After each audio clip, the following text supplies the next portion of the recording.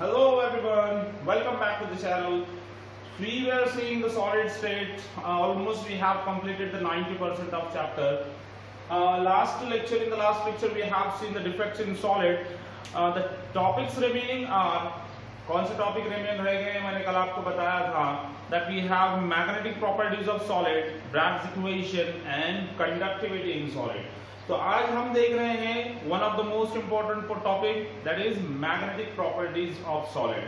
आज हम magnetic properties of solid देखेंगे और अगले लेक्चर में जो है हम ब्रैग्स इक्वेशन और कंडक्टिविटी का मतलब P type conductor, N type conductor जो शायद आपको फिजिक्स में हुए होंगे वो हम यहाँ पर जो है देखने वाले हैं। तो in this lecture we are going to take magnetic properties of solid. Magnetic properties of solid. इस लेक्चर में हम क्या देखने वाले हैं? Magnetic properties of solid. तो magnetic properties of solid, the word, the sentence that we heard earlier, इससे पहले भी हमने ये सुना है। कहाँ सुना है हमने ये? राइट हमने ये सुना है केमिकल बॉन्डिंग में। कहाँ सुना है? केमिकल बॉन्डिंग में। केमिकल बॉन्डिंग में आपने जो है दो नाम सुने हैं, डाया, पैरा। अरे सुने ना, मैंने बताया था आपको, हिंट के साथ दिया है मैंने आपको। Diamagnetic substances, diamagnetic substances नहीं लिखूंगा क्योंकि मुझे पूरा वर्ड यूज करना है। The second one is paramagnetic substances. Paramagnetic substances याद होगा आपको। बताइए डायमैग्नेटिक सब्सटेंसेस किसे कहते हैं? The substances, the molecules which have all the paired electrons. जो मॉलिक्यूल जिनके पास जो है सभी इलेक्ट्रॉन पेयर होते हैं उसे अपन क्या कहते हैं? Diamagnetic substances. और the molecule, the substances which repel to the magnetic field. जो मैग्नेटिक फील्ड को रिपेल करते हैं उसको अपन क्या कहते हैं? डायमैग्नेटिक सब्सटेंसेस, है ना। डायमैग्नेटिक सब्सटेंसेस हम उनको कहते हैं जिनके पास सारे इलेक्ट्रॉन पेयर होते हैं और जो मैग्नेटिक फील्ड को रिपेल करते हैं। सीधी बात है, जिसका पेट भरा हुआ है वो खाना नहीं खाएगा, वैसे ही जिसके सारे इलेक्ट्रॉन पेयर है वो मैग्नेटिक फील्ड को अट्रैक्ट नहीं करेगा, है ना। मैग्नेटिक फील्ड को अट्रैक्ट नहीं करेगा तो हम कहेंगे कि वो उसे रिपेल कर रहा है क्योंकि उसके पास सारे इलेक्ट्रॉन पेयर्ड है। करेक्ट है। तो जिसके पास सारे इलेक्ट्रॉन पेयर्ड होते हैं, मतलब कुछ ऐसे, जिसके पास सारे इलेक्ट्रॉन पेयर्ड होते हैं, कोई भी मैंने ऑर्बिटल दे लिया, जिसके पास सारे इलेक्ट्रॉन कैसे होते हैं? पेयर्ड होते हैं, उसको हम क्या कहते हैं? उसको हम कहते हैं डायमैग्नेटिक सब्सटेंसेस। जो क्या करते हैं? मैग्नेटिक फील्ड को रिपेल करते हैं। मैग्नेटिक फील्ड को रिपेल करते हैं, उसको हम क्या कहते हैं? डायमैग्नेटिक सब्सटेंसेस कहते हैं। राइट है। मैंने क्या कहा कि डायमैग्नेटिक सब्सटेंसेस मैग्नेटिक फील्ड को रिपेल क्यों करते हैं? क्योंकि इनके पास they have all electron paired. उनके सारे इलेक्ट्रॉन कैसे होते हैं जी? पेयर होते हैं, इसलिए जो है वो मैग्नेटिक फील्ड को रिपेल करते हैं। करेक्ट है। इसलिए वो मैग्नेटिक फील्ड को रिपेल करते हैं। The most important is the examples. Example क्या आते हैं? NaCl. Example है NaCl. Example है TiO2. Example है TiO2. Example है vanadium pentoxide, V2O5. Vanadium pentoxide. These are the most important examples of diamagnetic substances who repel the magnetic field because they have all the electron paired. क्योंकि उनके सारे electron कैसे होते हैं? Paired होते हैं। चलिए नेक्स्ट क्या है? Paramagnetic substances. किसे कहते हैं हम? पैरामैग्नेटिक सब्सटेंसेस वो होते हैं जो मैग्नेटिक फील्ड को अट्रैक्ट करते हैं, वीकली अट्रैक्ट करते हैं। वीकली मतलब हफ्तावारी नहीं, वीकली मतलब थोड़ा सा अट्रैक्ट करते हैं। क्यों थोड़ा सा अट्रैक्ट करते हैं? क्योंकि इनके पास एटलीस्ट एक इलेक्ट्रॉन अनपेयर होना चाहिए। एटलीस्ट एक इलेक्ट्रॉन अनपेयर होना चाहिए। अगर कम से कम उसके पास एक इलेक्ट्रॉन अनपेयर है, एक इलेक्ट्रॉन अगर कम से कम उसके पास अनपेयर है तो वो क्या करेगा? मैग्नेटिक फील्ड को अट्रैक्ट करेगा। लेकिन एक ही इलेक्ट्रॉन अनपेयर है ना, तो कैसे अट्रैक्ट करेगा? वीकली अट्रैक्ट करेगा। बहुत ज्यादा अगर इलेक्ट्रॉन अनपेयर है तो कैसे अट्रैक्ट करेगा? स्ट्रॉन्ग। लेकिन बहुत ज्यादा जब अनपेयर होते हैं तब उसको पैरामैग्नेटिक नहीं कहते हैं, तब उसको क्या कहते हैं? फेरोमैग्नेटिक। करेक्ट है ना। तो इसलिए पैरामैग्नेटिक में वो आते हैं जिनके पास बहुत कम इलेक्ट्रॉन अनपेयर होते हैं। तो बहुत कम इलेक्ट्रॉन अनपेयर होने की वजह से उसका अट्रैक्शन कैसे रहेगा? मैग्नेटिक फील्ड को बहुत कम। इसलिए हम क्या लिखते हैं? They attract weakly attracted towards magnetic field. Weakly attracted towards magnetic field. Magnetic field को कैसे अट्रैक्ट करते हैं? बहुत कमजोर, बहुत थोड़ा अट्रैक्ट करते हैं। देयरफॉर दे है और पैरामैग्नेटिक सब्सटेंसेस, मतलब कि उनका ऑर्बिटल कैसे दिखाई देगा आपको? कुछ ऐसे पेयर्ड है और कहीं पर एक इलेक्ट्रॉन अगर अनपेयर है तो उसको अपन क्या कहेंगे? कम से कम minimum at least one electron unpair. कम से कम एक इलेक्ट्रॉन कैसे होना चाहिए? कम से कम एक इलेक्ट्रॉन कैसा होना चाहिए? अनपेयर्ड होना चाहिए। उसको हम क्या कहते हैं? पैरामैग्नेटिक सब्सटेंसेस कहते हैं, है ना जी? ओके। दो एग्जांपल क्या आते हैं? एग्जांपल आते हैं क्यूबरिक Cu+2, एग्जांपल आते हैं फेरिक Fe+3, एग्जांपल आता है TiO। फर्क है, ये TiO2 है, ये TiO है। तो इनको हम क्या कहते हैं? जिनके पास सारे इलेक्ट्रॉन पेयर रहेंगे वो डायमैग्नेटिक है। जिनके पास मिनिमम एक इलेक्ट्रॉन अनपेयर रहेगा उसको हम क्या कहेंगे? Paramagnetic substances. आपको जो है कम से कम उसके एग्जांपल तो मकअप करनी है जी। और साथ में ये भी याद रखना है कि ये वीकली अट्रैक्ट कर रहा है मैग्नेटिक फील्ड को, ये स्ट्रांगली अट्रैक्ट कर रहा है। इनके आपको ऑर्बिटल भी याद रखने हैं कि इनमें सारे इलेक्ट्रॉन पेयर होते हैं, इनमें कम से कम एक इलेक्ट्रॉन, मिनिमम एक इलेक्ट्रॉन अनपेयर होना चाहिए। अब आते हैं third, fourth and fifth property की तरफ जो हमने नहीं पढ़ी। The third, fourth and fifth property is first is ferromagnetic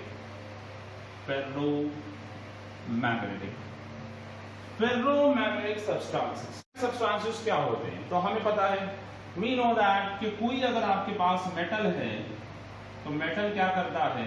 metal जो है अपना इलेक्ट्रॉन लॉस करता है। अरे करता है ना? मेटल क्या करता है? अपना इलेक्ट्रॉन लॉस करता है। ऐसा, और इसी का इलेक्ट्रॉन उसी के पास रहता है, उसका इलेक्ट्रॉन उसी के पास रहता है। अगर मैं इसे रिएक्शन के टर्म में लिखूं तो metal donates n electron, acquires n plus charge. सही है ना? Metal donates n electron and acquires n plus charge, ऐसा अपन कहते हैं। इलेक्ट्रॉन कहीं जाता है कि नहीं? उसी के पास रहता है वो इलेक्ट्रॉन, और वो फ्री इलेक्ट्रॉन ही क्या करता है? इलेक्ट्रिसिटी को कंडक्ट करता है। और अपन कहते हैं कि metals are the good conductors of electricity. Yes, तो ये है कर्नल। ये क्या होता है? कर्नल होता है। और ये होता है उसमें बैठे हुए इलेक्ट्रॉन। ये क्या होता है? इलेक्ट्रॉन। ओके। अगर आप हायर इंजीनियरिंग में देखते हो, अगर आप हायर इंजीनियरिंग की स्टडी करोगे तो ये ग्रेन्स तैयार करता है। क्या तैयार करता है? ये ग्रेन्स तैयार करता है। कैसे? मैग्नेटिक फील्ड अप्लाई करने पर। कैसे मैग्नेटिक फील्ड अप्लाई करना पर? ये तो आपने सुना ही होगा कि आपके पास ऐसी कोई जो है आयरन की रॉड है, लोखंड की रॉड है आपके पास, आयरन की रॉड है। इसको अगर आप कॉपर इसको वाइल्ड कर दे, कॉपर इसको अगर आप इस कॉपर इसके ऊपर लपेट देते हो और उसके अंदर से अगर इलेक्ट्रिसिटी पास करते हो तो कॉपर निकाल देने के बाद ये जो आयरन रॉड रहेगी आपके पास, ये कुछ टाइम के लिए मैग्नेटिक प्रॉपर्टी बताती है ना? चुंबकीय प्रॉपर्टी बताती है। किस तरह चुंबकीय प्रॉपर्टी बताती है? कि अगर आप इसे किसी और मेटल के पास और दूसरे आयन के पास ले जाओगे तो ये उसको अट्रैक्ट करेगी। करती है ना? तो क्यों अट्रैक्ट करती है? क्योंकि वहां पर ग्रेन्स तैयार होते हैं। कैसे ग्रेन्स तैयार होते हैं?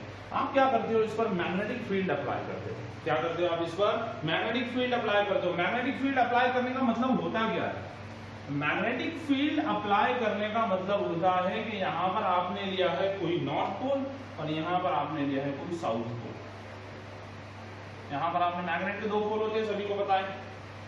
नॉर्थ पोल से साउथ पोल की तरफ जो है क्या होता है? फिर चार्जेस जाते हैं। नॉर्थ पोल से साउथ पोल की तरफ चार्जेस जाते हैं तो फील्ड तैयार हो जाती है। इसको अपन क्या कहते हैं? Magnetic field. तो ये फील्ड जब आप इस मेटल के पास तैयार करते हो तब होता ये है कि ये जो प्लस और माइनस चार्जेस है ना, ये जो प्लस और माइनस चार्जेस हैं जो रैंडमनेस में रहते हैं, जो मेटल में कैसे रहते हैं? रैंडमनेस में रहते हैं, एक प्रॉपर अरेंजमेंट में नहीं रहते हैं। ये जो प्लस और माइनस चार्जेस हैं, ये प्लस और minus charges that is grains का जो है अरेंजमेंट हो जाता है। ग्रेन्स का जो है अरेंजमेंट हो जाता है। अगर ये ग्रेन्स का अरेंजमेंट ऐसे होता है, अगर ये ग्रेन्स का अरेंजमेंट ऐसे होता है, कैसे हो रहा है, ऐसे, अगर ये ग्रेन्स का अरेंजमेंट ऐसे हो रहा है तो इसको अपन क्या कहते हैं, इसको सॉरी, अगर ये ग्रेन्स का अरेंजमेंट ऐसे हो रहा है सब एक जैसा, तो इसको अपन क्या कहते हैं, फेर्रोमैग्नेटिक सब्सटेंस। क्या कहते हैं अपन इसको, फेर्रोमैग्नेटिक सब्सटेंस कहते हैं। इसका मतलब क्या है, इसका मतलब ये है कि चार्जेस जो है वो ऐसे अरेंज हो गए, plus minus plus minus plus minus एक ही डायरेक्शन में। कैसे अरेंज हुए हैं, plus minus plus minus plus minus, ऐसा एक ही डायरेक्शन में अरेंज हो गए हैं। इसको अपन क्या कहते हैं, फेर्रोमैग्नेटिक सब्सटेंसेस कहते हैं। वो चार्जेस, वो प्लस माइनस जो रैंडम मोशन कर रहे थे, जब आप उन पर जो इलेक्ट्रिक फील्ड अप्लाई कर दिए, इलेक्ट्रिक फील्ड अप्लाई कर देने पर चार्जेस एक सिमेट्रिकल पोजीशन में आ गए, चार्जेस एक सिमेट्रिकल पोजीशन में आ गए। इसको अपन क्या कहते हैं, फेर्रोमैग्नेटिक सब्सटेंस। क्या कहते हैं अपन इसको, फेर्रोमैग्नेटिक सब्सटेंस कहते हैं। अब इसके अंदर पोल्स तैयार हो गए ना जी, अब इसके अंदर पोल्स तैयार हो गए, प्लस और माइनस पोल्स तैयार हो गए। इसके अंदर पोल्स तैयार होने की वजह से अब ये क्या करता है, अब इसके पोल्स तैयार होने की वजह से ये क्या करता है, खुद एक मैग्नेट बन जाता है, खुद एक टेम्पररी मैग्नेट बन जाता है। अब ये क्या करता है, दूसरे और सब्सटेंस को अट्रैक्ट करने लगता है, दूसरे और सब्सटेंस को अट्रैक्ट करने लगता है। तो इसको अपन क्या कहते हैं, फेर्रोमैग्नेटिक सब्सटेंस, जिसके एग्जांपल है Fe, Ni, जिसके एग्जांपल है Fe, Ni और CrO2। एग्जांपल क्या है, Fe है, Ni है, CrO2 है ना जी। इसके अंदर मैग्नेटिक सॉरी डायपोल मोमेंट कैसा रहेगा, डायपोल मोमेंट कैसा रहेगा, मैक्सिमम। डायपोल मोमेंट कैसा रहेगा, इसमें मैक्सिमम रहेगा। ओके, आप इसका मैग्नेटिक मूवमेंट भी फाइंड कर सकते हो, आप इसका मैग्नेटिक मूवमेंट भी फाइंड कर सकते हो। मैग्नेटिक मूवमेंट का जो फॉर्मूला होता है वो होता है n of n+2। क्या होता है, n of n+2 फॉर्मूला होता है, जहां पर n क्या है, जहां पर n जो है वेयर, जहां पर n क्या है, n जो है नंबर ऑफ अनपेयर्ड इलेक्ट्रॉन है। क्या है, number of unpaired electron, number of unpaired electron. आप उसका मैग्नेटिक फील्ड, मैग्नेटिक मूवमेंट भी पता कर सकते हो, और उसमें आपको सिर्फ n की वैल्यू डालनी है, जहां पर n क्या होता है, नंबर ऑफ अनपेयर्ड इलेक्ट्रॉन रहते हैं। इस तरह आपको फेर्रोमैग्नेटिक समझ में आ चुका होगा। अपन जाते हैं 4 की तरफ, वो है एंटी फेर्रोमैग्नेटिक। वो क्या है, number 4 is, let me check, number 4 is right, anti ferromagnetic, anti ferromagnetic. अब हुआ ये कि आपके पास कोई मेटल थी, मेटल में कर्नल जो है एक रैंडम मोशन में था, मतलब कि प्लस और माइनस चार्जेस जो है वो एक रैंडम मोशन में थे। लेकिन जैसे ही आप उस पर सॉरी मैग्नेटिक फील्ड अप्लाई करते हो तो वो चार्जेस जो है एक सिमेट्रिकल पोजीशन बनाते हैं, यानी कि प्लस और माइनस एक सिमेट्रिकल पोजीशन बनाते हैं, कुछ ऐसे, प्लस प्लस एक साइड में आते हैं, माइनस माइनस एक साइड में आ जाते हैं, और तैयार होता है फेर्रोमैग्नेटिक सब्सटेंस। जहां पर रिपल्शन बहुत ज्यादा है, चार्जेस तैयार हो रहे हैं, रिपल्शन बहुत ज्यादा है, प्लस प्लस के बीच में, माइनस माइनस के बीच में बहुत रिपल्शन है। इसकी वजह से ये क्या करता है, ये प्लस दूसरे माइनस को अट्रैक्ट करता है, ये माइनस दूसरे प्लस को अट्रैक्ट करता है, और ये टेम्पररी मैग्नेट तैयार हो जाता है, जिसको अपन क्या कहते हैं, फेर्रोमैग्नेटिक सब्सटेंस। एग्जाम्पल हमने दिए हैं, और इस पर बहुत ज्यादा चार्जेस है, इसलिए इसका डायपोल मोमेंट मैक्सिमम है। इसका डायपोल मूवमेंट कैसा है, what is mu, dipole movement और मैग्नेटिक मूवमेंट कुछ भी कहो, डायपोल मूवमेंट कैसा है, इसका मैक्सिमम है। एंटी फेर्रोमैग्नेटिज्म वही हुआ है, वही हुआ कि आपने क्या किया, कोई मेटल को जो है मैग्नेटिक फील्ड लगाई उसके ऊपर, और उसके चार्जेस जो है अब अल्टरनेटिवली अरेंज हो गए, उसके ग्रेन्स जो है, जो प्लस और माइनस चार्जेस है, उसके ग्रेन्स जो है वो अल्टरनेटिवली अरेंज हो गए, ऐसे ऐसे अरेंज हो गए। अब ऐसे अरेंज अगर हो गए, मतलब कि ऐसे अरेंज हो गए ना, ऐसे ऐसे अरेंज हो गए, करेक्ट है। इसको अपन क्या कहेंगे, इसको हम कहेंगे एंटी फेर्रोमैग्नेटिक, एंटी फेर्रोमैग्नेटिज्म। एंटी फेर्रोमैग्नेटिज्म, ये कोई मैग्नेट तैयार करेगा, कोई मैग्नेट तैयार नहीं करेगा, क्योंकि प्लस और माइनस कैंसिल हो जाएगा, प्लस और माइनस यहाँ पे कैंसिल होता चलेगा, क्योंकि प्लस के साइड में क्या आ रहा है, माइनस आ रहा है, प्लस उसके माइनस को कैंसिल कर देगा और यहाँ पर जो मैग्नेटिक मूवमेंट रहेगा यानी कि जो डायपोल मूवमेंट रहेगा वो जीरो ही रहेगा। कितना रहेगा वो रहेगा जीरो। उसको अपन क्या कहेंगे, एंटी फेरोमैग्नेटिक। सब पूरा इसके जैसे ही आपको क्लियरली समझ में आ चुका होगा। The most important examples are Fe2O3, example are Fe2O3, MnO, MnO2, MnO, MnO2 and Mn2O and Mn2O। और क्या बनाता है, Mn2O बनाता है। यहाँ पर मैग्नेटिक मूवमेंट, डायपोल मूवमेंट कैसा रहेगा, जीरो रहेगा। उसको अपन क्या कहेंगे, एंटी फेरोमैग्नेटिज्म, है ना जी। तो ये कोई मेटल जो होती है आपके पास, जहां पर प्लस, जहां पर क्या होता है, मेटल का एटम इलेक्ट्रॉन लॉस करता है मेटल के ही अंदर, ऐसा ग्रेन्स तैयार करता है। अब जब आप इसको मैग्नेटिक फील्ड देते हो तो ये ग्रेन्स का अरेंजमेंट होता है। ये प्लस माइनस का अरेंजमेंट अगर ऐसे होता है, प्लस प्लस माइनस माइनस, ऐसे अरेंज होता है फेरोमैग्नेटिक। अगर ऐसे अरेंज हो जाता है, प्लस के साइड में माइनस, उसके साइड में प्लस, उसके साइड में माइनस, उसके नीचे माइनस, उसके बाद प्लस, ऐसे अगर अरेंज होता है अल्टरनेटिवली, तो इसको क्या कहते हैं अपन, एंटी फेरोमैग्नेटिज्म। यहाँ पर प्लस और माइनस कैंसिल हो रहा है, इसलिए इसका डायपोल मोमेंट कितना आता है, जीरो आता है। जल्दी से टेक द स्क्रीनशॉट फास्ट, ये आपको क्लियरली समझ में आ चुका होगा। The examples are very important. The examples are in this topic are very important. The last one is antiferromagnetic के बाद आता है antiferromagnetic के बाद आता है ferrimagnetic. The last one is ferrimagnetic. अब ऐसा तो जरूरी नहीं है ना कि प्लस प्लस प्लस ही हो, नीचे माइनस माइनस माइनस हो, या फिर प्लस माइनस हो, प्लस माइनस हो, प्लस माइनस हो, माइनस प्लस हो, माइनस प्लस हो, माइनस प्लस हो। ऐसा तो जरूरी नहीं, ऐसा भी हो सकता है, प्लस प्लस प्लस फिर माइनस, माइनस माइनस माइनस फिर प्लस, ऐसा भी हो सकता है। कोई जो है एक चार्ज वाला आयन है, फिर उसके बाद दूसरे चार्ज वाला आयन आ रहा है, फिर एक चार्ज वाला आयन है, ऐसा भी हो सकता है ना, प्लस प्लस प्लस फिर माइनस, फिर प्लस प्लस फिर माइनस माइनस, ऐसे भी आ सकता है।